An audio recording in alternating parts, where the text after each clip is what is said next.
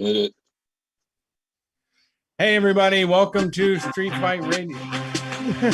Wrong one. Flub for me.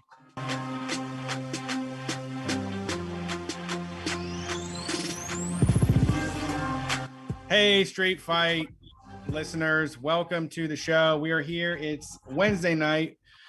Basement show coming from my bedroom with the barren walls and Brian's studio. We are live streaming still, but not in the same room. This is a Zoom edition of Street Fight. While we still get things figured out, we have started talking to a landlord about getting a spot so that we have a headquarters to go to that isn't in my ex-wife's house. So that's the plan, and we're going through some minor changes right now, but always happy to be here every single week and continue to spread this mess across the U.S. and can't wait to get out and see all y'all in Pittsburgh on September 16th at Club Cafe. We'll be there, so you better be. And we're working on more bookings in the future. We've got plans for shows coming up for the rest of the year, so stay tuned. And find us on bandsintown.com. We are at Bands in Town. If you want to get notified, if you utilize that service, that's a way to find us. And if you want to support the show and everything we do, head over to patreon.com/streetfightradio. We just did another episode of Heat O'Brien Unleashed with Tanya from the Trillbillies. Haint T herself came through, and we had a fucking amazing show. It was a lot of fun. So look for that this Friday, patreon.com/streetfightradio, $5 and up donation subscription. Crazy Heat O'Brien episode.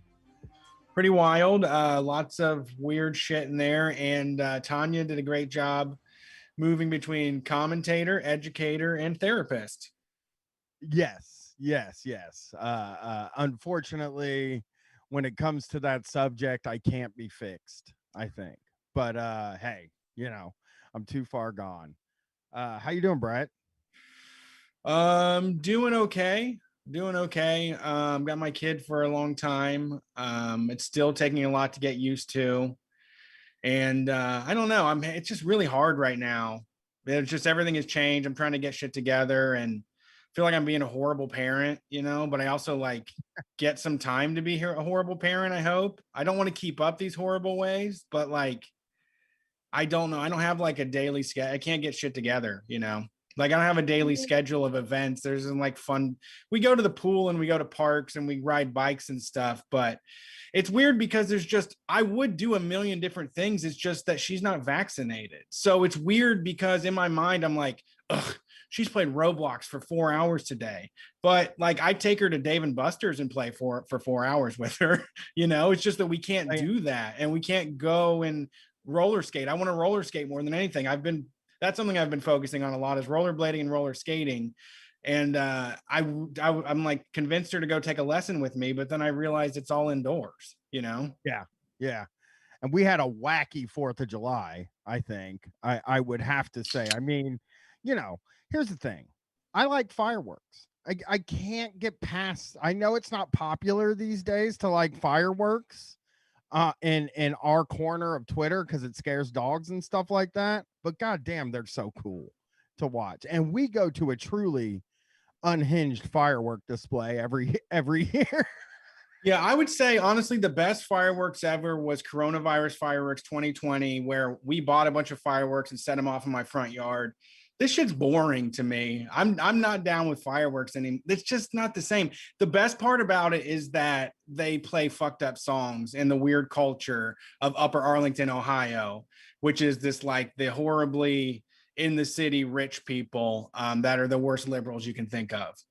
Exactly. And like that the first thing here is the reason we go, I think we'll always go to these fireworks is because I don't know who the fuck they hire. But there's always something wild going on with the fucking fireworks. One year we were watching it, they lit the scoreboard on fire on accident. And this year there was a really low one. And me and Brett were like sitting next to each other. And I was like, oh, I wonder what happened I wonder if somebody got hurt there or something. Yeah, they push the limits. They definitely hire somebody. They get like the janitor from the high school or something to do it. I don't know. Doesn't I don't know who it is. They also hire the worst cover band ever, and people go nuts for it like it's a real concert. It's a Oh God. spectacle. It really It is. is. The guy was the cover band this year. I don't know if you heard this because you were already in your seat or where everybody was, but I had to park the car and walk. I had to drop my family off and then walk over by myself. So as I was looking for you guys, I'm listening to this cover band play DMX songs.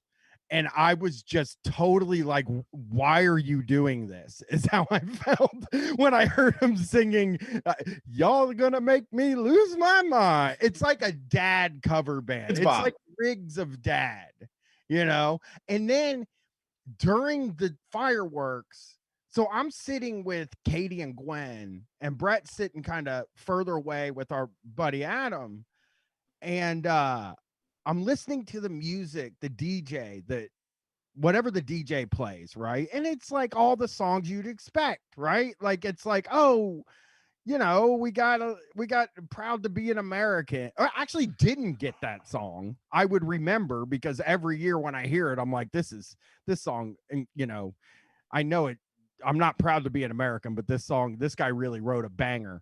But anyway, as Brett said, we're in a liberal part of the state. Upper Arlington is kind of downtown, and it's just where like Obama type liberals live, like the Hillary Clinton. I'm with her, and they played that fucking, and they must have forgot the significance of it, but they played the "Boot in Your Ass" song by Toby Keith. Yeah, I was surprised to hear that. Those are so weird because they do put those like science is science and like Black Lives Matter, even though they segregate their schools. But well, "Boot in Your Ass," Brett. The reason I brought this up is because the "Boot in Your Ass" song. Now, maybe I'm wrong about this, but I feel like people see the "Boot in Your Ass" song as like a bad thing now. Like that's what I thought too. I thought they would look down on it. Yes, when it came out, it was a fucking big hit. No doubt about it. People were ready to hear a guy sing about putting his boot in some innocent Osama's ass. Asses. Yes. Yeah, but yeah. And like when they played it this time, I was like, this is kind of like, I thought this song was kind of canceled in a way. Not cancel cultured, but in a way where it's like, we don't acknowledge the "Boot in Your Ass" song. That was 2001.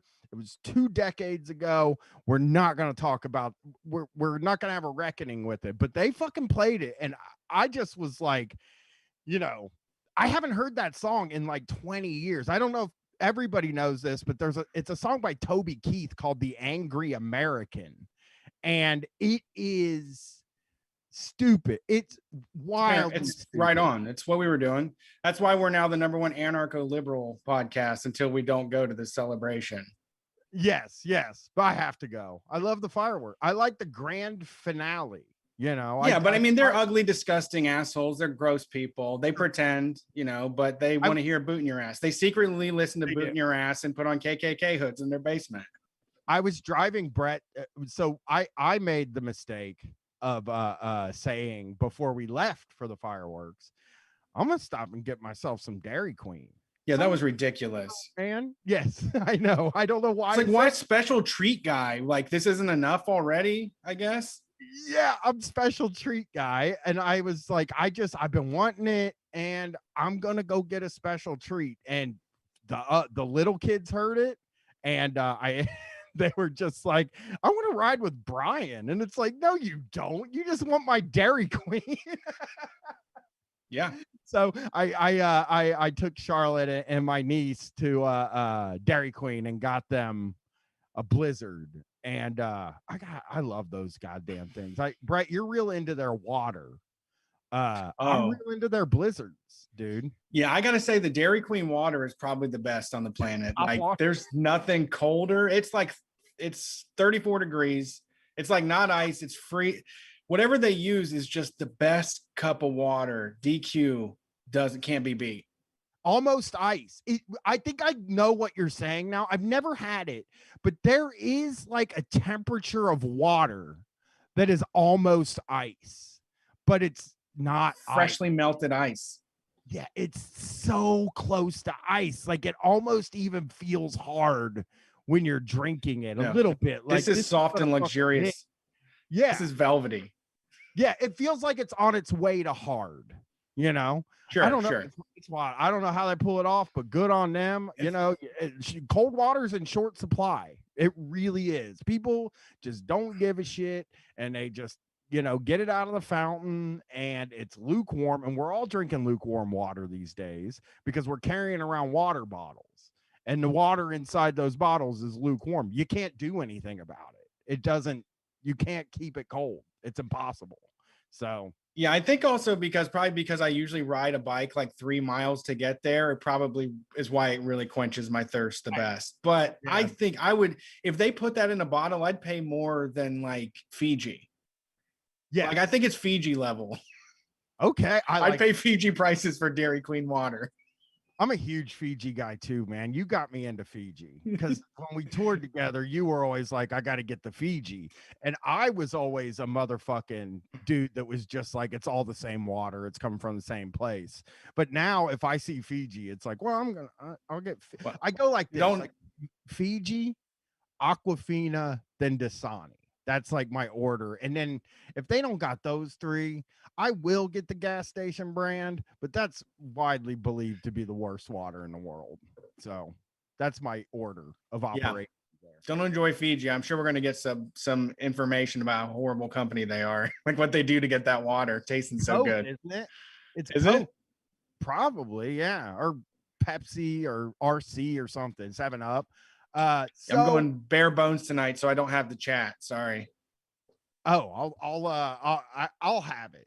I have to go back and forth between it, but I will get the chat up. You might hear a slight echo for a second, but I promise not to leave it going. Oh wait, I can get it.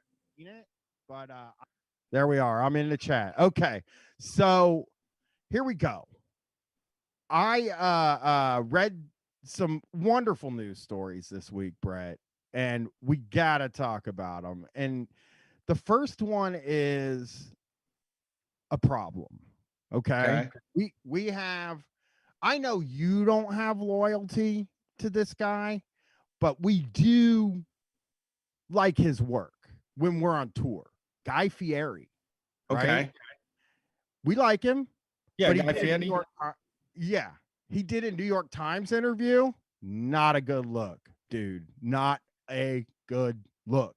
Minion Death Cult took his ass down too. That's a really good episode about how he treated his employees at his fucking restaurant. Yeah. So, or I guess the type of restaurant that he runs is way I should put it. Johnny Garlic's is banned.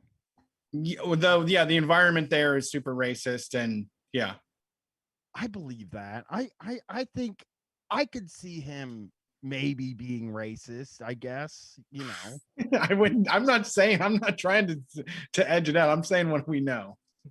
Yeah, I'm saying I'm gonna lean towards racism now. He's a racist. You don't have to. You don't have to comment on it.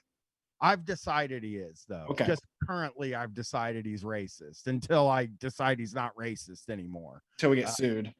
So hey, you can't sue somebody for calling a guy racist, right? All right. I don't think. No. Okay. Guy Fieri has spent, this is from eater.com. Guy Fieri has spent the entire pandemic working to save restaurants. He partnered with the National Restaurant Association to launch a $21.5 million relief fund, offering $500 grants to hospitality workers, which I guess $500 grants isn't bad. Yeah, I'm sure you had to fill out paperwork. He fed firefighters in North California, and he called out Jeff Bezos for not donating. He's used his popular, lovable, indestructible persona as a populist hero to shine light on small businesses across the country. But he also has a confusing message about the return of restaurants. Spoiled workers are holding the industry back. You can't sit on your ass and expect that it's going to come to you, because it's not, he told Kara Swisher in her New York Times podcast Sway. So that's the first little thing. He's taking the owner's side. Yeah. Now he's an owner though, so he shouldn't be taking the owner's side, but he is an owner, so we should have known that Guy Fieri might take the owner's side. Nobody in the motherfucking, every motherfucker that makes it to the top of the kitchen game ends up being the asshole. Maybe Anthony Bourdain wasn't one, but there's like nobody, everybody runs a kitchen and they get treated like shit. And then they just think that everybody should be like that. It's like conservatism, where your parents were narcissists that ignored you or neglected you and treated you like shit and didn't set you up for life.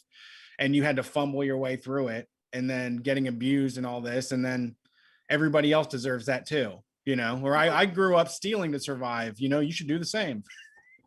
It's funny, dude, that you bring that up, because whenever we talk about this kind of thing, I always think back to our first zine where I wrote a piece. I kind of ghost wrote a piece for my kid who worked at a restaurant, right? And she sent me a bunch of stories of not stuff. Your kid.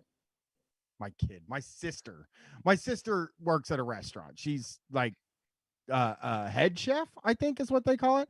So anyway, I wrote this. She kind of contributed some stories to a piece we wrote for the zine. And she was working at a restaurant, and the people she was working with seemed really fucking nice to me. Like, I would talk to them, and they were wonderful. I think I even kind of helped her sort of meet them. And she was in culinary school, but then she decided, like, hey, I'm gonna fucking go work at a restaurant and learn from the bottom up. And there's a story that she told me about this guy that I knew as a very nice guy, very gregarious guy, who had her cleaning the floor in the kitchen, and he didn't like the way she was mopping, so he just kicked the bucket over and made her clean it up. And I was like, that's mean. You know what I mean? Like, that's not like teaching a lesson or anything. You wouldn't teach your kid in that way. You wouldn't teach anybody anything that way. And he was totally abusing his power, because this was him saying, I'll show you how I run things, I'll show you how I make stuff, and I'll kind of apprentice you. But then it turned into like a hazing thing immediately. Like, oh yeah, you never worked in a kitchen before? Well, this is what we do, is fuck with each other. Or you get treated, or like, you do what I say, how I say it, or else I'll treat you like shit. I mean, you would have to admit that, like, I would have to admit that some of the craziest moments when I was employed happened at restaurants. Oh yeah. There's no doubt saying that, like, restaurants, it's just, I was thinking a lot about how, my career before this, other than the roofing job I had, everything was customer facing. I worked in the service industry and never had a good experience the whole time. It wasn't where I wanted to be. And I don't think really anybody wants to. I mean, I guess like wait staff at like a really high level probably like it, but working with customers is a total fucking nightmare. Well, the restaurant's also this crazy thing where, like, traditionally, cooking and that is like a woman's place is in the kitchen, but with restaurants, it becomes this hyper competitive macho bullshit thing. And they create this atmosphere of like pressure makes diamonds, and they all buy into this, and they all get treated like shit. And then once they get the chance, they kick it downhill, Yeah. And it is true. I mean, like, part of you can look at what we're talking about, right? Like, we're talking about people who did get to the top after probably working their fucking asses off. But it feels like when you get to the top, you could change that, if that makes sense. Yeah. Like, you could make that different. And like you said, I mean, restaurant, I was working at, I had a friend that graduated high school, and he got me a job at a restaurant kitchen when I was like 17. And during the summer, they would let me work at 40 hours a week. And yeah, the chef there was just a fucking bully. He sat back there in the office. He was mad about the way we did stuff. He'd come out and try something and sling a fucking bowl across the room, you know? Or if like you fucked up a potato or something, he would just fucking throw it on the floor and walk out, you know, and then everybody just scrambles to clean it up and keeps going. Exactly. It is like a really, I mean, the boss showing up at any job is tough, but restaurants allow you to be worse than an office This or is it's also another passionate thing too, I think, where they're like they're passionate about it, or this is we're feeding people, this is important work, and like you don't even care. So now I can fucking treat you like shit. right. Yeah. Yeah. They're that, and it maybe it's a part of the job to get across that you're passionate about this thing that you know, you want people to see that you're passionate. So you scream and yell at people and throw shit at them so that they see it. And in the end, that gains you respect if you are a TV person or like you're in, you know, restaurant entrepreneur monthly, you know, you like end up getting praise for being mean, for throwing shit and stuff Yeah. like, oh, he would get so mad in the kitchen, he would throw stuff. And it's like, well, you don't gotta fucking do that. It like you can just teach people the normal way. But I think it hardens people in a way. Yeah. I've told the story about the night I was driving home from either a live show or something. I don't remember. But I stopped at a Kroger at a fucking truck stop that had a Wendy's in it and way understaffed. We're talking at like 2 a.m. and these restaurants will keep one person running the whole restaurant at 2 a.m. because they just don't expect people to show up in there. And there was a woman with an Arby's uniform in there that had just gotten off work at Arby's, and she was laying into the employees at the Wendy's, just like telling them how they're doing everything wrong and how this wouldn't fly at Arby's, and is like screaming. And it's just like, yeah, I mean, that's just like a microcosm of like, you know, a half an hour ago, I was at Arby's getting yelled at. Now Yeah. I'm at Wendy's and I'm doing the yelling. Yeah, and it is like it's the people that got beat, you know, and they're like, I turned out fine, or like, you know, we listen to that Trillbillies episode. All of them talks about getting beat, and all of them talking about continue doing the baddest stuff in the world. Didn't stop. It doesn't stop or prevent anything from happening. And then these people convince themselves, you know what? I did cut that fish the wrong way. I kind of butchered that fish. So I guess if you know it gets slung across the room, all I have to do is not butcher the fish. You know, be perfect, be fucking perfect, be overworked, be under high stress, and be perfect. That's all you have to do, and then chef won't be mad. Yes, absolutely. So during the interview, but what about so he's taught the interview goes through all of this stuff about he's saying they need to make legislation for restaurants, which that would have been fair, I believe. I believe that if the government should have maybe helped out restaurants while people couldn't go to them. But here he goes. But what about the people who make them possible? Fieri seems taken with the idea that workers aren't coming back because they're too cozy enjoying federal unemployment benefits, comparing their reluctance to return, driven by concerns over low wages, a lack of childcare, and sick leave, and there still being a risk of contracting COVID, particularly as the Delta variant spreads through the country, to a child refusing a healthy dinner after snacking on junk food all day.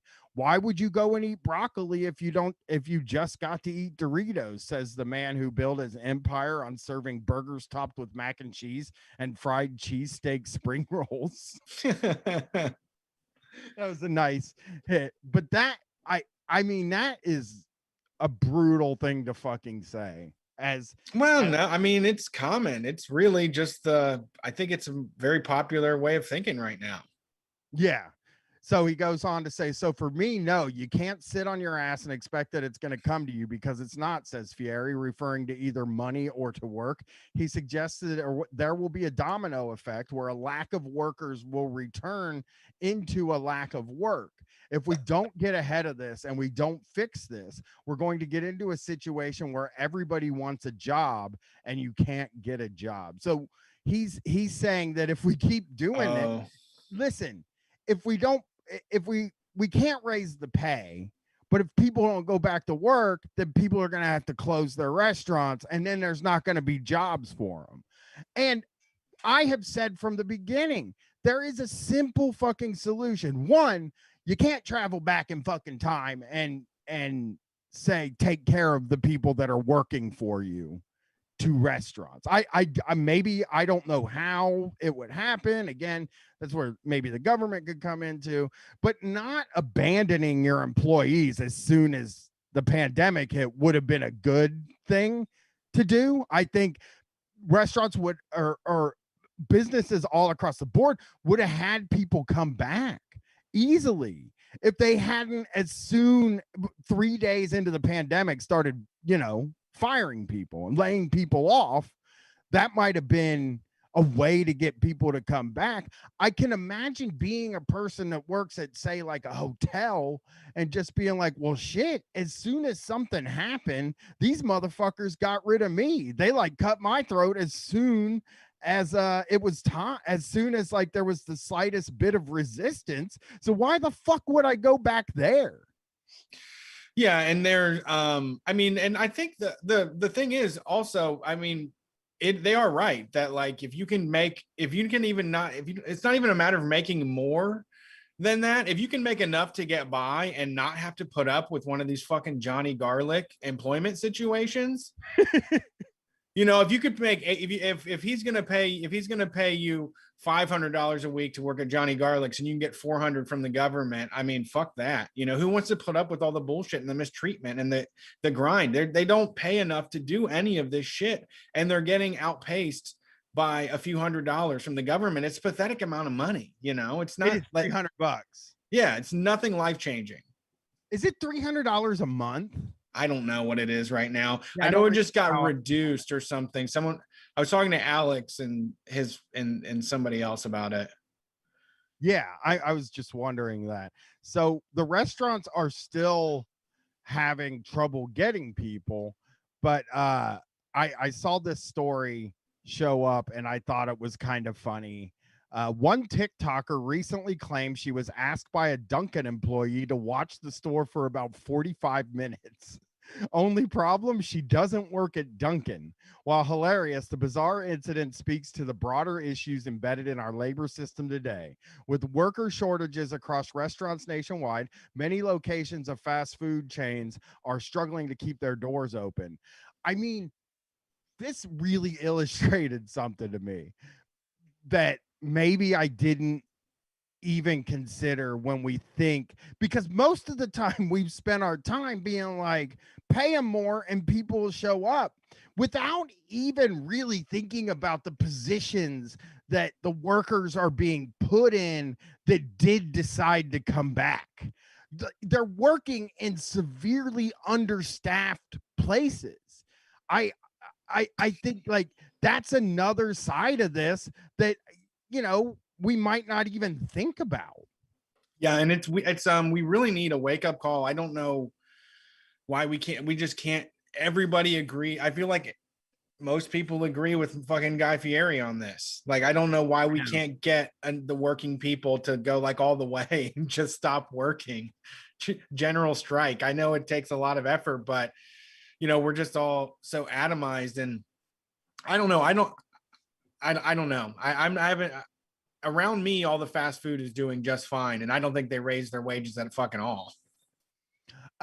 There's a Taco Bell that I walk by every day that's offering $13 an hour. Oh, that's right.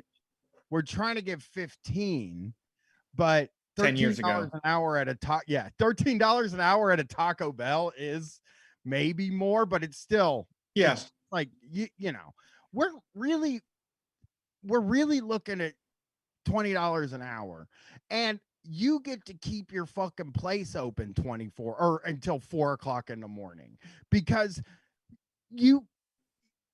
I guess, like, to me, it's like they're all closing very early now, and I assume that's because they can't keep people working there.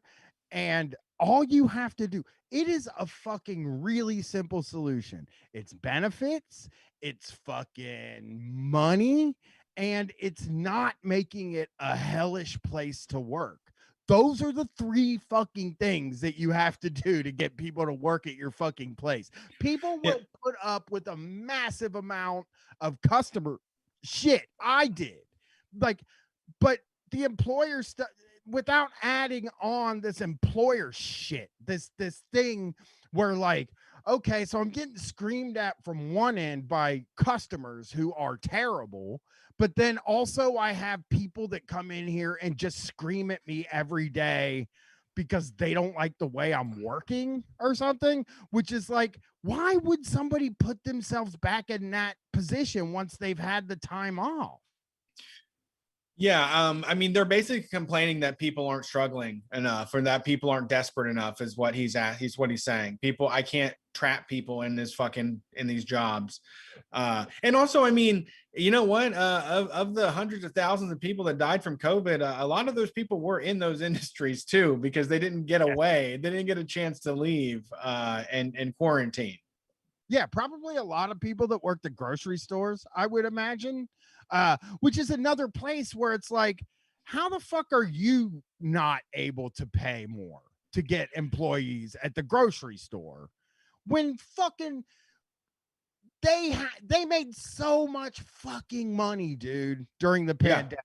The grocery stores made just Scrooge McDuck swimming in it levels of fucking money. Those places were, everybody rolling through there and buying, $400 worth of groceries every week was like, come on. People aren't going out to eat or anything like that. And it just, those employees went through fucking hell too. And they didn't get shit for it. I mean, they got whatever hero pay is for the shortest amount of fucking time, and they just cut it out. It really just illustrates how little the people at the top want to give us, or the people not at the top, like their employees. Like, we've really, over the past year and a half, have seen how little of the pie we actually get and how little of the pie they're willing to give us. And that is going to makes people mad. I truly believe that people see that, that aren't going back to work. We're talking, when we bring up the people with the Guy Fieri mindset, we're talking middle class people who are on hybrid work mode for a year and a half, or were online working for a year and a half, and in their pajamas, and binge Netflix series while they worked. That's the people who agree with Guy Fieri. Yeah, and they have the power. They I mean, do. the world They goes where they want. Oh yeah. If you're middle class, the world just fucking rides in for you. It's something else. It really is. Let's one more. I saw an article in Business Insider about companies with the lowest employee satisfaction ratings. Ooh, fun. Fast food places with the Oh, lowest employee satisfaction ratings. okay. What's the how long is the list?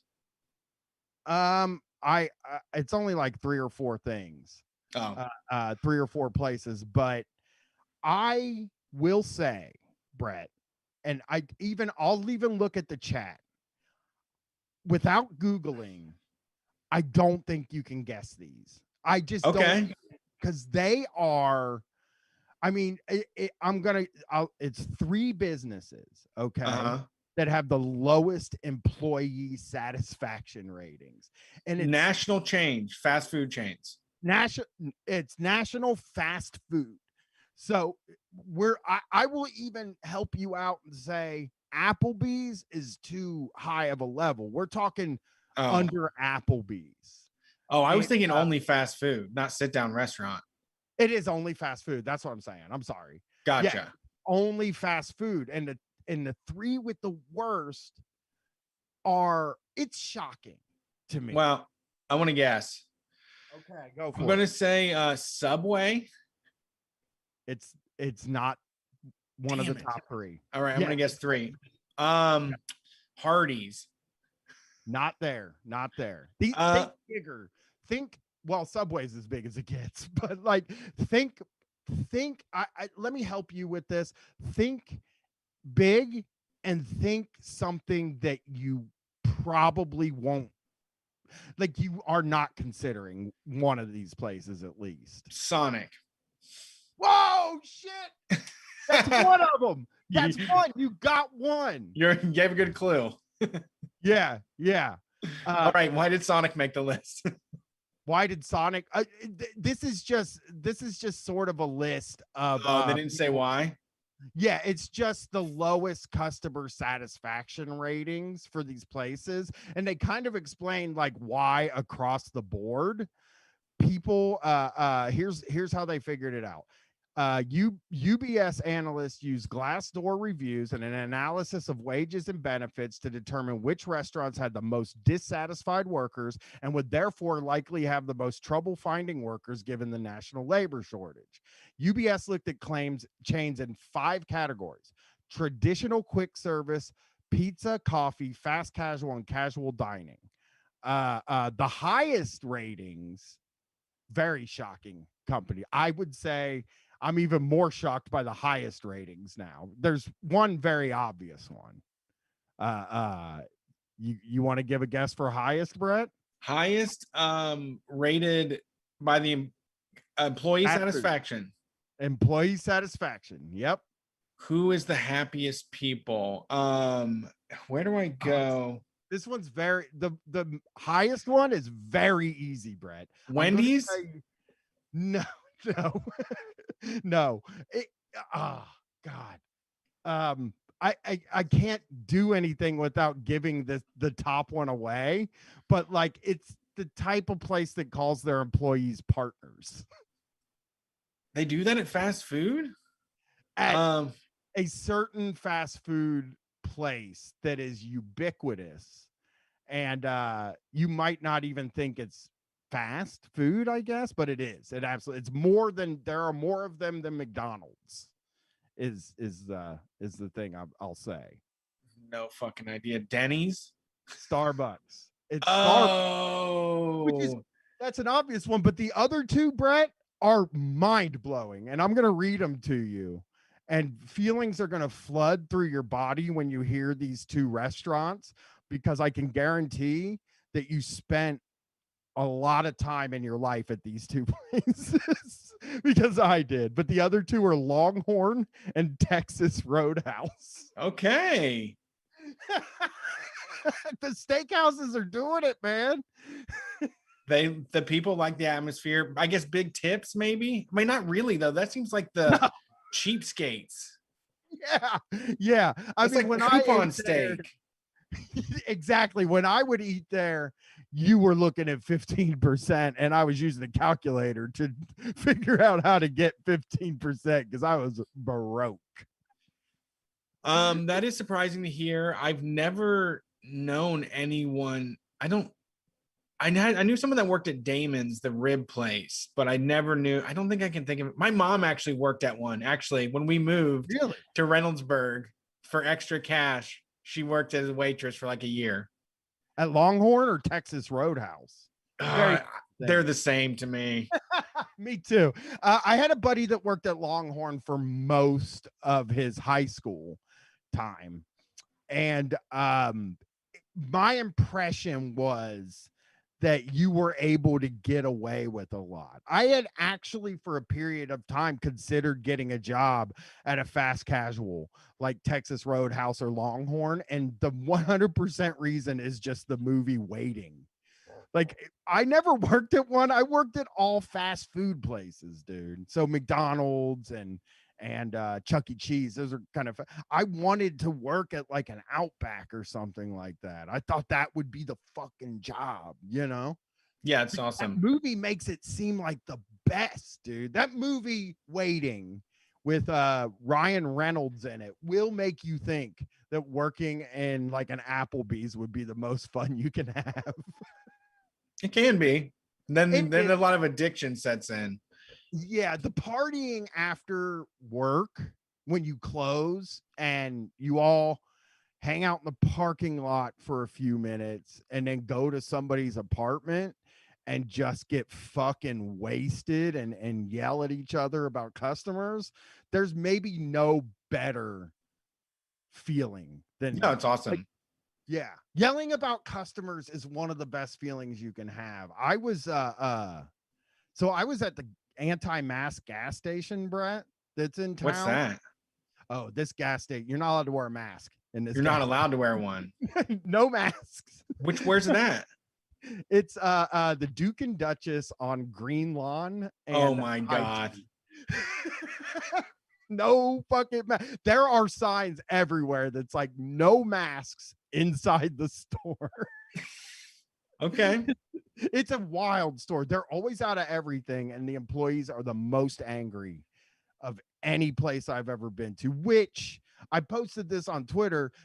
You would call that my utopia. Like, that's what my utopia looks like, is a place where the customers are surly, but the employees are just as surly and Right. angry at you.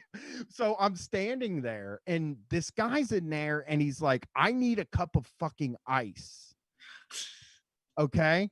That's what he says. He's like, I need a cup of fucking ice. I've been over to the Speedway. They didn't have a fucking cup of ice. They were out of cups. So I walked over here. And then I went to White Castle and they wouldn't give me a cup of ice, which is, it's crazy to think that this dude went to two different places to get a cup of ice and got turned down. Yeah. Well, because the way he asks is a little wrong, I think.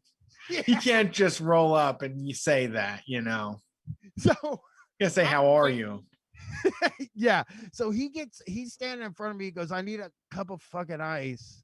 And the lady is like, okay, that'll be like 35 cents, whatever the price was.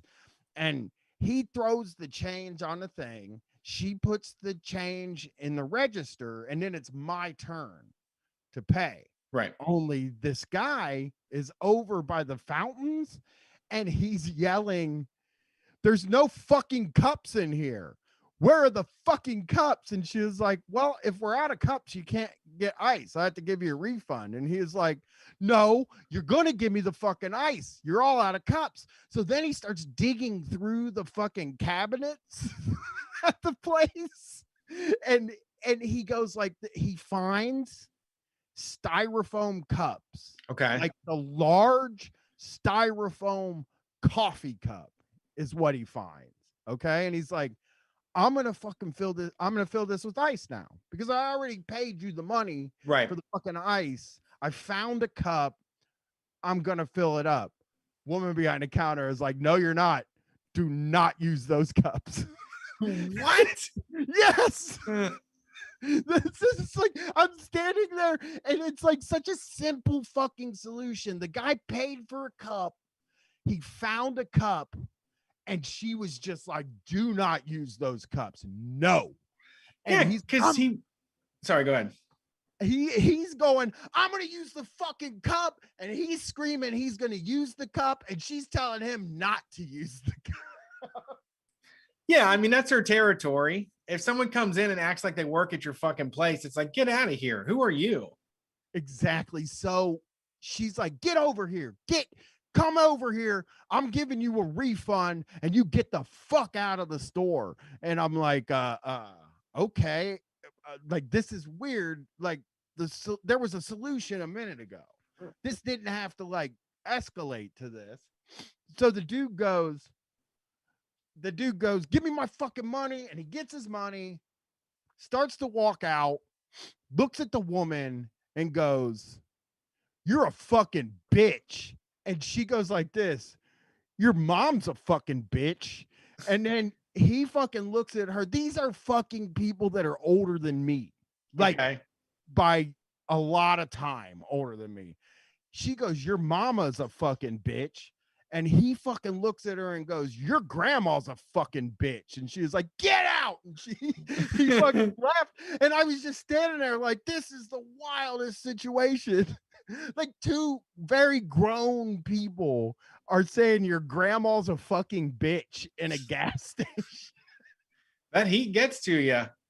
It is. I think that's true though. That's a good point. It Also, has been so global warming outside. and also that gas station, is so much fucking crazy shit happens in that gas station. It's I avoid it usually, but we had a friend that lived by forever. So yeah, you got to be ready to fight if you work there. I mean, dude, there's signs in that gas station. Somebody likes making signs. I can't Okay. figure out who, and I'll tell you, I'm going to take a little side road here, but like my stepdad worked at a gas station for a period of time, and he really loved it. Like he worked the late shift, he worked overnights, and he fucking loved that place, and he treated it like his home. Like he not stealing, not doing he is not fucking around. And he would just make signs all night to put there's just signs everywhere in the store about the cup lids and fucking ice, and like there's a sign on the bathroom telling you how to jiggle the handle right. Like he loved making signs, and but they were polite signs, you know, they were like, please don't do this, please do that. Yeah, being helpful, like overly helpful, like somebody that's just walking through all of these places and saying, oh, you know what, the hinge on those lids there will stick sometimes and cause them to splatter out. I better put a sign there and tell people to be careful when they get one. That's what he would do. It was great. At this gas station, there are signs everywhere, but some of them are pictures of people with their police records on it, where like they have like wanted posters in there. What? I fucking swear, you have to go over there. There's on the goddamn front door before you walk in, there is a picture of a guy and it says he's wanted for murder. This is on the door right by the sign that says no masks inside the store. So yeah, so some right-wing crank is working there or managing it, dude. Owning because it. Because then there's the no masks, no hoodies sign on the door. So that is also a clue. Yep. Right-wing crank, racist guy, right? Or somebody working there. It's got to be the owner, because I can't imagine an owner right also letting you put pictures of all the registered sex offenders in the area on the bulletproof glass in front of the cash registers. This is incredible. This is like I don't want to be insensitive here, but it's like you know, like a subculture, or like immigrants come from another place and they get a business and they kind of make it their own and they have their own customs and things that they do stuff. This is like just like a hillbilly, like just a Ohio racist guy like gets to create his own little happy environment where you can get beef jerky and coffee and stay and like look out for pedophiles, where, you know, like no fooling around, listening to music, no fun shit to do, nothing exciting. You get lottery tickets and then you read up on the local murderers. Yeah. Like those those guys that have Facebook, those black crime statistic Facebook people, uncles and aunts and shit. But you just want to tell them, like, dude, putting just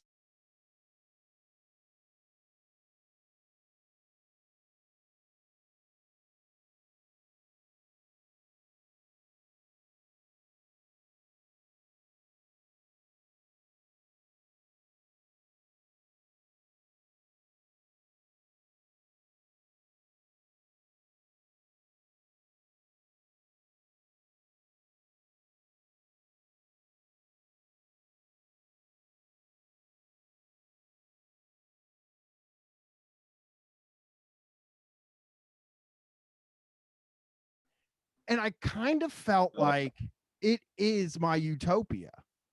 I really believe that. Yeah, you're like guilty until proven innocent there, it sounds like.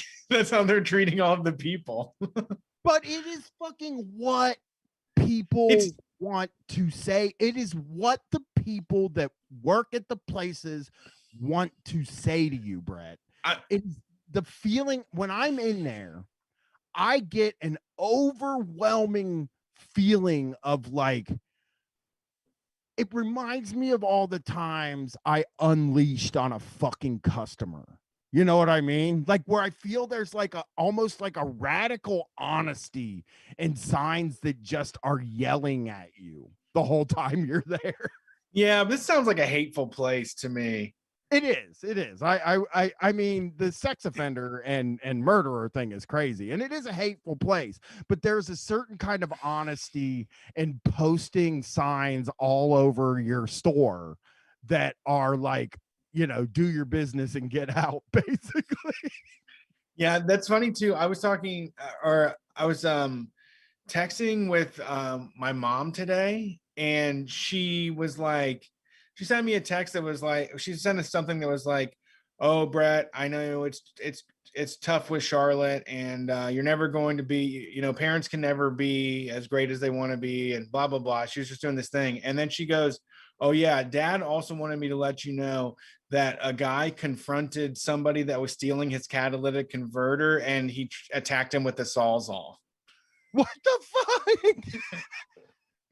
And I was, it may, but I was talking about it with somebody else because their parents are the same exact way, where it's like, I'm 37 years old and I've lived in like the dangerous cities in America, and like the world is not as that violent. There isn't like people swinging sawzalls at your head outside of every fucking apartment complex, you know? Do you think it really happened? The person that your dad said, you know, his was it his buddy? What like was it a No, dude he knew or something he read on the internet? has to be a read on the internet or news thing. Yeah, it Oh, happened one time, and it's also in their minds. It's like a guy gets confronted. He thinks he's about to get beat up. He swings a sawzall and runs away, and then they're like, "He tried to slash my throat with the sawzall." You know, you can't even. I don't even know how you could damage somebody with a sawzall. I would have. it cuts through I guess metal. It would I cut know, right through your fucking head. but it's always such a like it's like trying to like kill somebody with the turkey carving knife, you know, like you would like setting it down and pushing down as you No, kill them, I guess. no, it's Saw's all is what this is called. This isn't this is Saw's all. So yeah. No, I understand that, but the goddamn blade is so flimsy, and like I mean the first like 3 seconds of you getting hit with a sawzall will just feel like somebody's scratching you a little bit. Just I a nice don't. little I scratch. kind of want to make you regret saying that. I kind of want to attack you with a sawzall and send you to the hospital so we can. For 3 seconds. Yeah, I don't. Yeah, I don't think. I don't think it would be fun to try to defend against a fucking sawzall. I don't think it would be like getting tickled. I just don't think it's as dangerous as it sounds. But I will say this to the people in the chat: if you want to see Brett take a sawzall to me, that's going to be our $30,000 Patreon Okay. stretch goal. Where when the Patreon hits $30,000, the big plan here is going to be to get Brett's going to put a sawzall on my butt. It has to be my butt. No, I'm just gonna swing it wildly at you, and you have to defend against it. No, that's not scientific about it. I mean, because I said I could take it for 3 seconds. I said I could take the sawzall for 3 seconds. Not You won't even get a tattoo. I know, but I don't think it hurts for 3 seconds. I think a sawzall. And a sawzall is such a like a fucking weird the sawzall to the butt. I think people like this idea in the chat, and like that's where your fat is. I'm about to right? slice a piece of ham off of you. For no, Yeah. it will feel like what I think it'll feel like is kind of like if you take a serrated knife and moved it back and forth on your butt with like no pressure basically for 3 seconds. Okay.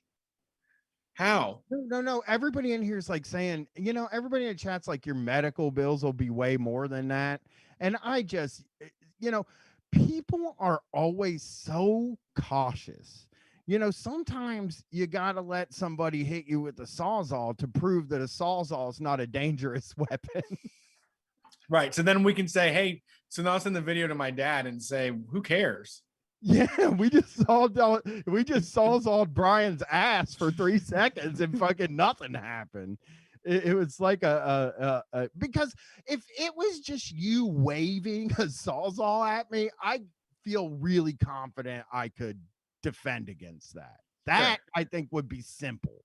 Sure. I mean, that's what's funny about the guy telling your dad that story, like he was through like a harrowing situation. I truly don't believe that there are a lot of people who would confront a criminal, number one, right? Like, because if you're walking up to somebody that's sawing fucking catalytic converters off of a car, Yeah. then you're a person that you want something. You want a fucking problem, right? Yeah. There's very few that will take that smoke. I wouldn't fucking do it, dude, because you know what? The thing I know, it's the same thing I always say about when like like I'll talk about when I'm walking around and if somebody says something like, some conservative dipshit would say something like, hey, don't you worry about like walking around in dangerous neighborhoods or whatever, or something like that, or like getting mugged or robbed because you're downtown, some suburban dipshit saying that. And what I always tell them is that like I weigh 209 pounds, and a person that's robbing somebody without a gun, like a mugger, they're gonna let me just pass. They're not gonna fucking stop me because it's too much of a hassle to stop a big guy. They're looking for somebody they can Well, just because you don't have to shoot. worry about yourself doesn't mean it's a problem for other people. Yeah. No, I'm saying I don't worry about it for myself when people bring up that it happens, that it could happen to me. Some of the parents in the neighborhood get a little, they see me walking around in parts of the city and they're just like, oh, why are you doing that? And it's like, I don't think anybody's going to do anything to me personally. Like, I was just saying it because of the idea that, and like I said, he probably read this story in the comments of a local news story. That's what I For believe. sure. Yeah, I mean, it was he either looked it up or it caught his eye or someone shared it on a weird page. And yeah.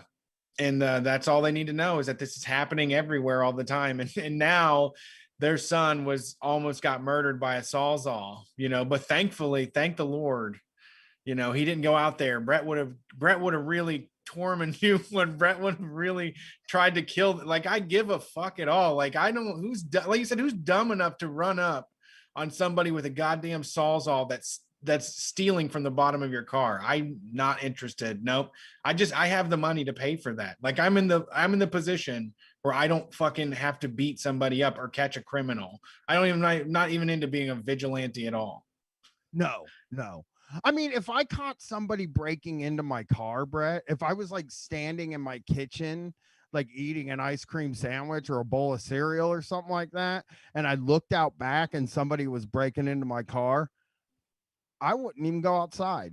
Like, I'd wait until they were gone for like 10 minutes and then I'd go check and see what they took out of my car. Yeah, I considered, so there's a cage that you can get for your catalytic converter to covet because mine got stolen off the Prius. And I was thinking about putting a QR code on the bottom of it where it says like, sorry, this one's locked up, but you can scan this and I can get my radio show people to send you like $400 if you want. Like, just a link to a page for free money. I mean, it is. I can't believe there is a catalytic converter crime wave happening in town. It's cheap and easy.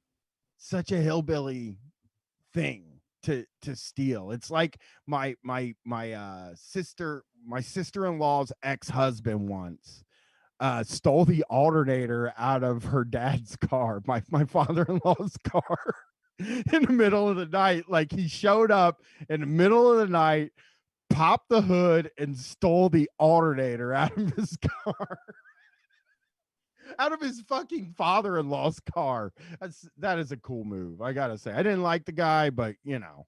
Yeah. Um, Well, the let's catalytic converters have a bunch of crazy metals in them. So they like the thing is like they steal them and sell them for a few $100s, and then other people break apart the metals inside because they're worth like 20 fucking $1,000 an ounce and shit. right. But there's a I saw the news came up. Like it happening to you like really blew my fucking mind. I think we might have found your dad's story. There's a San Francisco story from one day ago. Okay. Here we go. This might not be that story, but here, a group of catalytic converter thieves in San Leandro were trapped by police in a condominium complex's gated parking garage. We made the Weber smoked firewood pellet grill with a range of heat. Oh my God, I apologize. Don't get the Weber fired grill. I'm out of here. I closed the window because that happened. So, but yeah. Yeah, I mean, let's go ahead. I just looked up like news about catalytic converters, Brett, and it is local news page after local news page of people talking about how they got into it with the catalytic converter thief. Oh, how the people confronted them? Yeah, or how the police caught a bunch of them. Oh, they are all hillbillies. It is something else. When you look at the pictures. Yeah, you got to be real skinny, like, or lanky, like guy, you know, to get underneath because it's a fucking Prius, you know. It's very hard to get under without jacking the damn thing up. It really sucks that happened to you, man. That makes me so mad. But yeah, it was actually infuriating and definitely put me on a downward spiral because I have no fucking money at the time and everything was breaking. And we had just finished wrapping the show when it got stolen. It was the worst. Oh yeah, it was the fucking day because I stopped at your house to say bye to Nick, and as I was leaving, I heard the car start, and I'm like, that is not what a Prius sounds like. No, too throaty, too bass. Yeah. Well, NBC News did a story this week on Delta 8 THC, which is the new panic. Like we're all fucking panicked about Delta 8. I didn't know that. It says Delta 8 THC is legal in many states, but some want to ban it. They want to turn into bandits. Yes, people want pouches. People want hard lozenges. Oh God, that's right. Nicholas Jarf started smoking marijuana after his shifts as a 911 dispatcher. He'd flip between working days and nights, and the inconsistent schedule made it difficult to fall asleep.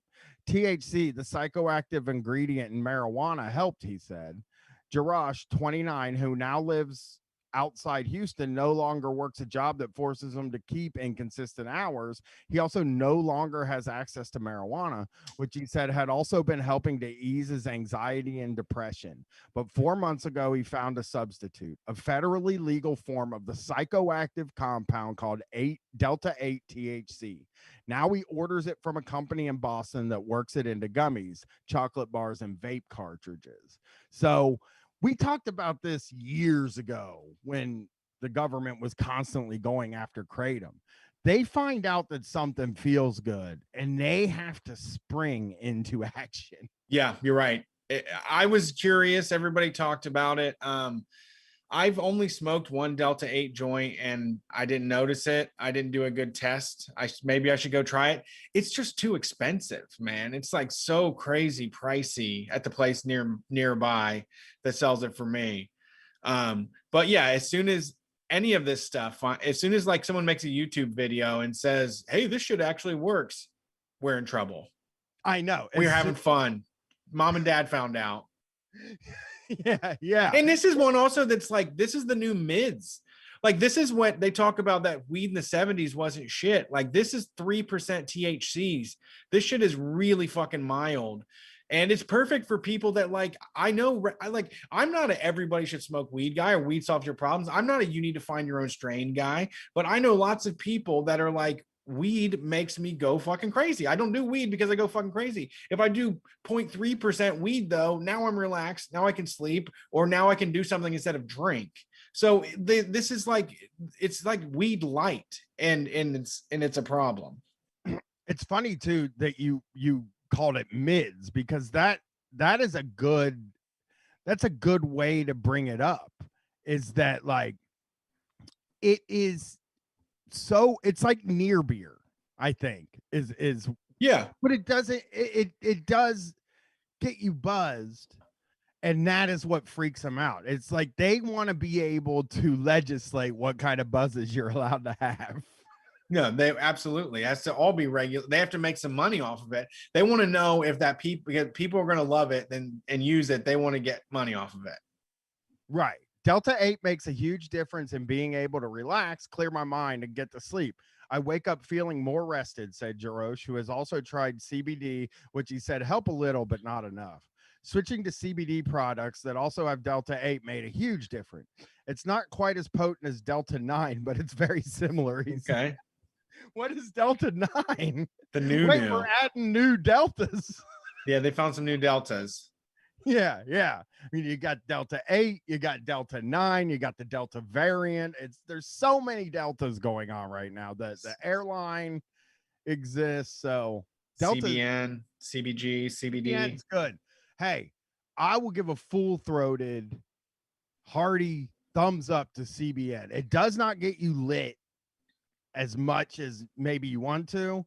I think I'm sleeping better because of these THC CBN gummies I'm eating. So all right, CBN, not bad. When people talk about THC, they're typically talking about Delta 9 THC. That's the chemical responsible for the high associated with marijuana, but it's not the only compound found in cannabis. The cannabis plant contains more than 500 chemical compounds, including 100 cannabinoids like CBD and various forms of THC, which, by the way, only governments could make the fucking decision that a plant that has more than 500 chemical compounds should be illegal. And if you find somebody with it, you take it to a field and burn it. And throw people in jail that grow it or use it or benefit from it. Although some states have legalized marijuana for recreational and medicinal use, on a federal level, the plant remains listed as a Schedule 1 drug, a tier reserved for drugs with a high potential for abuse and no medicinal benefits, according to the DEA. However, the legality of the plant's individual compounds, including Delta 8, fall into a gray area. Thanks to a loophole in the 2018 Farm Bill, Delta 8 THC is unregulated at the federal level. Woohoo! Yeah, that's great. We should do more of those. We should do more loopholes in farm bills. The legislation legalized hemp, which is defined as a cannabis plant that contains 0.3% Delta 9 THC or less. Levels considered too low to have a psychoactive effect. However, the bill does not address the Delta 8 THC levels, an omission that makes it legal for vendors to sell the compound, often as edibles, vape cartridges, and tinctures, with no oversight. That means you could make a powerful Delta 8, Brett. Yeah, and you know what? Actually, Hi. Yeah, I'm sorry, I didn't mean to cut you off. I just saw somebody on Facebook post that. They said, hey, me and my friends had some Delta 8 gummies and they took us real fucking sideways. It was weird. I want to know if anybody else has had this happen. So it's not always 0.3%, I guess, or weak sauce, you know? Dude, you could make like a fucking 500 milligram Delta 8 THC thing, right? And you would, if it's like mids, like if the idea is that you still get some kind of a buzz, then you can make it powerful enough to get you fucked up for sure. True. It might just take a lot if you're a big Delta 9 head like me and you are. We're more Delta 9 heads. Delta 8 is like, maybe we're looking into it. I mean, the dispensaries here in town are selling Delta 8 now. Oh, really? Yeah, like medicinal grade or just like extras on the counter, like little throw-ins? No, it's like on the first of all, in Ohio, you're not allowed to have any product out. Oh, you're not allowed to like look at anything. It has to be empty containers in a display case that you can't touch. You're not even allowed to smell the flower. They don't have those little flower smelling gimmicks they have in California. Yeah. You're not allowed to smell the flower. So it's kind of crummy. But super booty. Some of the dispensaries now have a few Delta 8 thing. I was almost calling it the Delta H variant, which is very weird. But Delta 8, and I think they just kind of have it in there for people that are trying to have a fucking chill day. Yeah. You know, it's like a low dose edible. I'm gonna get it before it goes. I'll buy some of the edibles and see how it does me. I get some with CBD in it and I'll eat it. But in recent months, 14 states, Alaska, Arizona, Arkansas, Colorado, Delaware, Idaho, Iowa, Kentucky, Mississippi, Montana, New York, Rhode Island, Vermont, and Utah have blocked the sale of Delta 8, citing a lack of research into the compound's psychoactive effects. However, not all states see the compound as a health concern. A section that would have banned Delta 8 in Texas was struck from a state bill in May, keeping Delta 8 legal in Texas, which, by the way, Colorado is doing that because they feel they're missing out on some tax money is what I think. Probably. I mean, I think that's they are perfectly fine making all their money from weed plants any way they can. Or they want to sell it in the dispensaries too. Like that's like the thing about Delta 8 that fucking rocks, you know. You can go to a gas station and buy it. Delta 8 is the dream I had when I was little, and I was like, what if fucking weed was legal, dude, and Marlboro could sell a pack of joints at the gas station, or like that the grocery store would have bulk bins of weed that you can just scoop into a bag. Like that was like the dream of legalization for me, and we've fallen short of that dream. Yeah, I mean, even the smoke shops here, like you can buy a bong and then buy something to smoke inside of it, you know, like all at the same place. You can get a new piece. You can get started on Delta 8 and get a new piece. Right. So let's see what NBC thinks.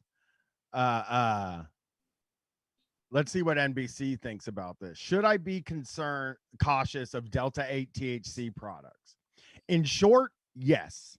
There is still very little known about Delta 8 THC itself, and in an unregulated market, products may contain the compound that can easily be cut with toxic materials consumers have no way of knowing about. Buddy, that can happen with everything. Everything that we have, like, can be cut with toxic materials, and consumers would never know anything about it. Yeah, we live on toxic chemicals, really. I mean, there's a lot of them that people put all over ourselves all the time. In America, it's innocent until proven guilty when it comes to cancer-causing chemicals. Right. We went to a dark sky park last night. Very big mistake because it was cloudy. So we did not see any stars. But as we were driving home, we were kind of talking about this friend of my wife's who is not getting the vaccine, and yet because they're doing research, and I'm like, do they like research what's in their fucking Fruit Loops? Like, do they research what, like, we don't know what's in anything. Well, those people all claim they do. Like the QAnon shaman guy is like, I only eat organic, you know, I don't eat any of that disgusting stuff.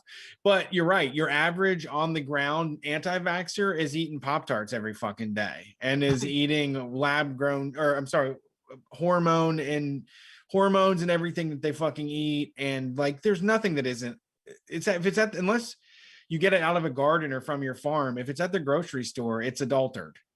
Yes. Somebody fucked with it to get it to the grocery store. So when people smoke marijuana, for example, they inhale all of the compounds found in a plant. Delta 8 THC is just one of these compounds, and scientists don't know much about how the isolated chemical works in the body, especially in high concentrations. I mean, you've got test subjects that are taking in 500 chemicals every time, and you're worried about one getting isolated? That's true.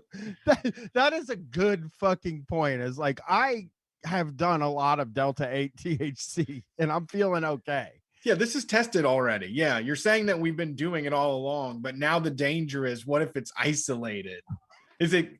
I mean, if this crack shit that's going on, I'm into it. If it's like weed that will make you throw your life away, I'm interested. Okay. According to Piamelli, one of the reasons cannabis is generally considered non-toxic is because of its complex mix of compounds forms a sort of checks and balances system. Although some plants are bred to contain higher amounts of THC, there's only so much THC a plant can make, he said. I know that's It's unfortunate. sad. That's why I get my sugar crystal isolate. It's 99%. Yeah. But if you extract pure THC, whether Delta 8 or Delta 9, and put it into dabs and all the other stuff we have now, you're doing something else. And you cannot assume the toxicity of pure THC is the same as the whole plant, Piamelli said. Just because THC comes from a plant that doesn't kill people doesn't mean that THC alone is safe. We don't know that until we test it. Okay. Well, I mean freaked, dude. I mean, if there's one thing the government is totally freaked out about about weed, is it's dabs. I've seen so many weed scare things about, like, can you believe people are doing dabs? Like, and then they explain what a dab is, and then it becomes like they don't like dabs. I don't know. I find most people don't know. Well, I know, but when you read about it in a newspaper or in one of these articles, then motherfuckers will say stuff like, these dabs have a lot more THC in them than just smoking a joint. You remember smoking a joint. These dabs are something wholly different. They treat it like and it is a different thing. They're like, these people, they aren't even inhaling any of the wood or leaf material. You know, they've instead of smoking the woody stems and the leaf, now it's just all the stuff on the outside that makes you feel good. It's insane. Right. And just because Delta 8 THC produces milder psychoactive effects than Delta 9 THC doesn't mean it's always less intense, Piamelli said. To circumvent potency is easy. You just use more. Hey, I said that too before I even read it. So unregulated potency isn't the only issue experts are concerned with. Listen, we have been doing unregulated potency longer than we've been doing regulated potency. Very true. And the science has been handled by humanity and civilization for the last thousands of years, since we found this fucking shit. I don't need some fucking weird guy and with two beakers in his hand pouring them into each other to tell me. I don't mind testing weed. Maybe if don't bother me. Maybe if somebody knocked off all the trichomes of the burning bush, we'd have a better Bible. Yes. Yes. Okay. In a report published earlier this month, the council said the boom in unregulated Delta 8 THC sales presents a public health risk of potentially wider impact than the vape crisis. the vape crisis. When the group used a private lab to test 16 Delta 8 products purchased in California, Florida, Nevada, Texas, Michigan, Massachusetts, North Carolina, and Indiana, all but one sample contained illicit Delta 9 THC. Well, that's cool. Yeah, I mean, come on. That's a sweet little bonus. Why you got to run around saying that? Oh, no, we slipped. Some spilled over. We've got these 2 tanks and someone spilled the shit. Sorry. Yeah. A few also contained heavy metals. That's bad. But again, everything you buy probably contains some heavy metals. I'm sure of it. Although the group works in favor of groups that would benefit financially from Delta 8 THC becoming federally regulated, it isn't alone in its safety concerns. Whenever you're looking at one of these derived compounds, you have to ask yourself how it was extracted from a plant, Piamelli said. You know, that is something that I'd be interested in knowing, I think. But it seems like they figured out how to do it. I mean, just the normal way would be either a press or some sort of BHO situation, I guess, which people complain about that. Yeah. Using butane. Yeah, dichloromethane is what it seems like. There, it says manufacturers extract THC using solvents, including dichloromethane, which emits highly toxic fumes when exposed to heat. Particularly in an unregulated market, these chemicals can be left in products that are eaten, vaped, or smoked. Products which may already contain harmful compounds by themselves. In order for a compound to be administered, it has to be mixed with other compounds to be taken via mouth or inhaled. If you're taking an FDA approved drug, all those chemicals are improved. But if this operation is run in a lab somewhere else, you don't really know what is happening. I mean, fuck that though. It's not like they're out there to help us at all. This is like, I take the heavy metals over the FDA. I'm sorry, but I'm not, I know it's stupid, and like regulation and looking out for public health makes sense, but these motherfuckers are just going to drag their feet and put everybody out of business that was making money off of Delta 8. They don't give a fuck about anything except for controlling what kind of fun we have. Like you said, yeah, they're gonna make it so you can't buy Delta 8 with a credit card. They're gonna make it like ruthlessly. They're gonna kind of like regulate it out of existence, or they're just gonna take it. There's stores that have popped up that sell Delta 8, and that's what they sell is Delta 8 and CBD, and they will make sure that that business all goes to the approved 5 or 6 dispensaries that are in the city. I mean, in Columbus, there's 4 dispensaries, and those are the places they would allow to sell the Delta 8. They paid to get the monopoly. They, and they're buddy with the government to get the contracts. Yeah, and they act like they can like trust them or whatever. So before we get out of here tonight, Brett, I did leave something on the table. I did not tell you the other 2 least employee satisfied fast food places, and I really want to blow your mind with this. First of all, I can't believe you got Sonic. That was a great pool, and you deserve a prize for that, for sure. Yeah. And I'll try to figure out how to get you a prize or something. I don't know what it'll be, but you do. Sonic was a great pool, because who would know that? Well, you said one I wasn't thinking of, and you did it. Can I guess another one? Yes. The other one I was going to say, I had one in my mind, and then you gave me, when you finished it and you said not one you're thinking of, I went Sonic. Chick-fil-A. Nope. No. Okay. Is not Chick. They get Sundays off, dude. I don't think you can be like at Chick-fil-A as like a worker that works at a fast food place. Getting Sunday off is just, that's huge, dude. Yeah. Huge. But so the surprising one, okay, first I'll do the non-surprising one, and that was Popeyes. Popeyes. Okay. And here is, what were you gonna say? Popeyes is always fucked up, man. Wait, no, it's Popeyes, and then there's 2 more. Okay. 1, Dunkin'. People hate Dunkin'. They don't like working for Dunkin' Donuts. Okay. So that is a place. They don't ever have enough employees in the Dunkin' Donuts. That is for sure. Also, Dunkin', I'm sure it's hell but working at Dunkin' now, because they've went so back and forth for the last few years of like trying to compete with Starbucks, but then also trying to compete with fucking McDonald's, and they have like food now, and like it's just, the menu's so fucking confusing. It's not just like I need a few donuts and a coffee anymore, True. That's a good point. I never thought about how like now they're selling, like, first of all, they're selling snack and bacon. Yeah.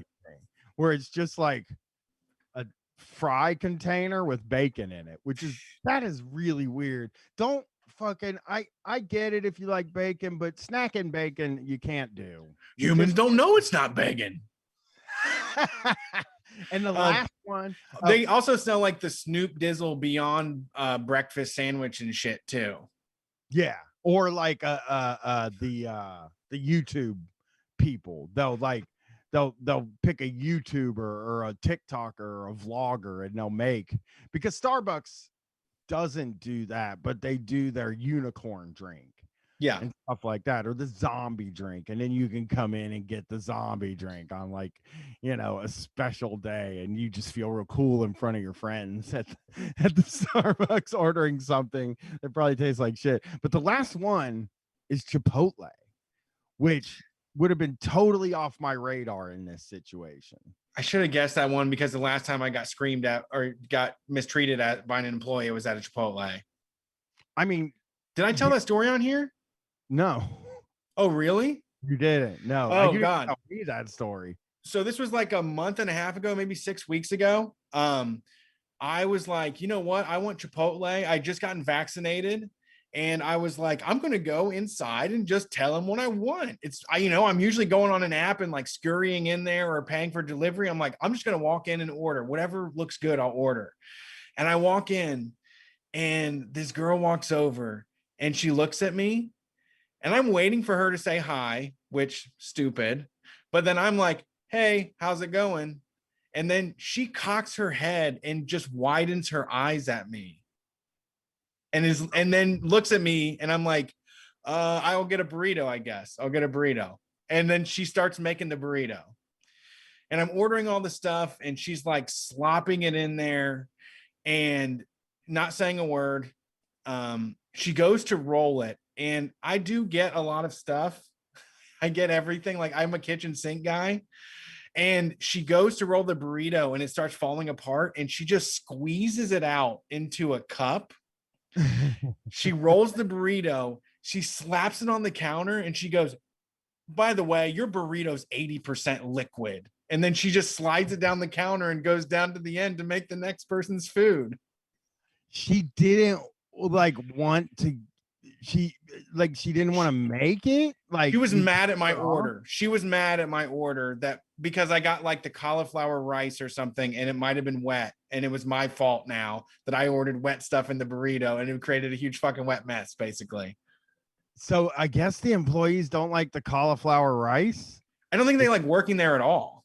I know. It's the worst. It's the high pressure. The problem is that the people can look at you and they can judge how you do and they can say no a little bit, no a lot of it, no a little bit. That's not enough. Can you start over again? It's too nitpicky. And they were the ones that started it. And like the new ones that come out are like they're like all bright and shiny and new, but the process breaks down over time. And Chipotle is the fast casual, I think, the one that like ushered in the millennium of like you go, you make it how you want and they do it on the spot. And they don't have enough people. They don't pay enough people enough. And the customers are the fucking worst. It's hell in there. I always see people going on a fucking tirade in there because they were like, I thought I was going to come in here and it was going to be 6 minutes. And now I've been in line for 30 fucking minutes because everybody else came in for a 6-minute burrito and it's your fucking fault. I said I wanted double. I asked for extra meat without getting charged and you looked at me weird, like, yeah. This line is, here's the thing, like Subway has had that the whole time they've been open. Like they kind of had the same situation, but the difference between Subway and Chipotle is that the line is always out the door and down the street for a Chipotle, no matter what fucking day it is. The place is, every time I go to it, it's so fucking, maybe it's just my neighborhood or whatever, but like, oh, you have the worst one. It's so tiny and there's no room and it's not made to be a fucking Chipotle. For as chuggy as your fucking city is, those people, that's the Mexican food. You have the worst. Grandview has the worst Mexican in the fucking city. Yeah, I agree. I always have to leave to go get Mexican food. I have to either go downtown or go up to Bethel to the Los Gauchos. But because like, that Chipotle's jumping, man. That's where everybody spends their money on taco night. Dude. And like I can understand. So also you were talking about somebody who's been waiting in line for 30 minutes because they bought 6-minute burritos, right? That's not even like what's happening. What's happening is they have not figured out how to take the online orders and the fucking delivery orders. They don't know how to separate the two things, if that makes sense. Like, so I'm waiting in line inside the store, but they're making burritos for people who just got on their phone and typed in all the burrito stuff they wanted. So there's like, they're making 5 burritos in between customers that are waiting in line too. They're like constantly moving because that place is so, it is McDonald's now, dude. It is like ingrained in America that Chipotle is probably never going to go away. It is just fucking one of those places that feels like a brand that is invincible now, too big to fail. Also, everybody gives they them can do anything they want too, and if that makes sense. And the reason I'm saying it's different, I'm saying that their Subway is trash. Nobody wants to eat it. They're going to have to they're trying to rebrand.